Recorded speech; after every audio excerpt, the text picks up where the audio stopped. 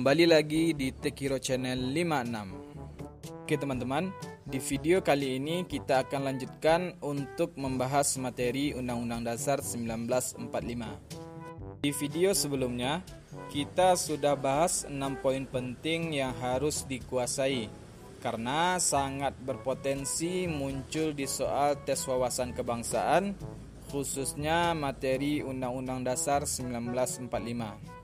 Begitu bagi teman-teman yang belum nonton video sebelumnya, silakan ditonton dulu. Dan untuk yang baru bergabung di channel ini, silakan subscribe dulu agar tidak ketinggalan video penting selanjutnya.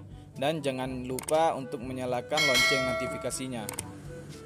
Tanpa berlama-lama, langsung saja kita masuk ke dalam materi. Poin ke-7.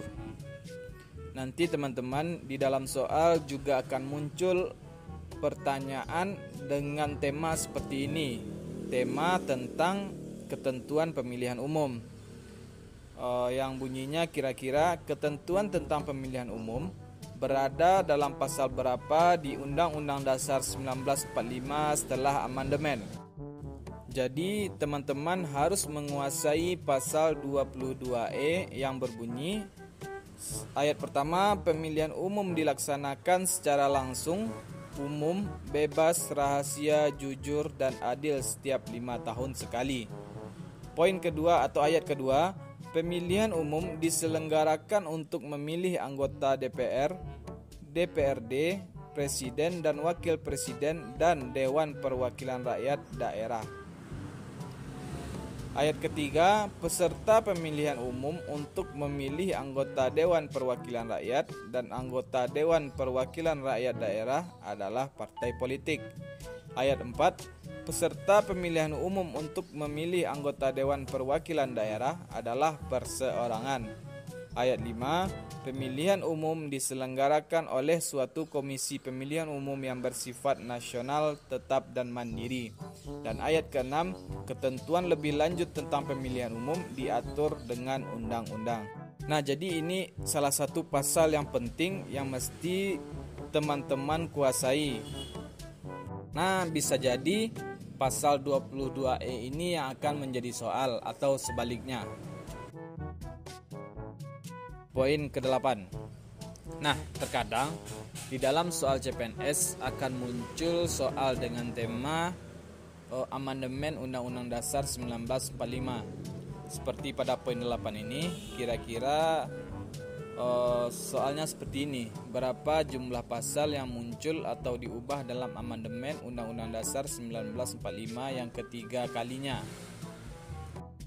Tentu untuk menjawab soal yang seperti ini, teman-teman perlu menguasai berapa kali Undang-Undang Dasar 1945 diamandemen dan pasal berapa saja yang diamandemen.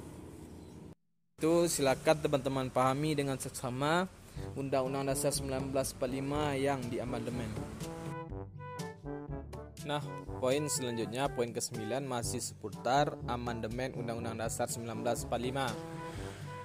Tema soalnya adalah sebutkan tanggal-tanggal amandemen Undang-Undang Dasar 1945 dari amandemen pertama sampai ke-4. Jadi teman-teman, ini yang perlu teman-teman kuasai. Amandemen pertama dilakukan pada tanggal 19 Oktober tahun 1999. Amandemen kedua pada tanggal 18 Agustus tahun 2000. Amandemen ketiga pada tanggal 9 November tahun 2001. Dan amandemen keempat pada tanggal 11 Agustus tahun 2002. Poin selanjutnya, poin ke-10, sebutkan isi pasal 31 ayat 1 Undang-Undang Dasar 1945 setelah amandemen. Nah teman-teman, sebenarnya memang pasal 31 ini paling sering sekali muncul dalam soal tes wawasan kebangsaan, khususnya pada materi Undang-Undang Dasar 1945 dalam soal tes CPNS. Jadi ini isi pasal 31 Undang-Undang Dasar 1945. Ayat pertama, setiap warga negara berhak mendapat pendidikan.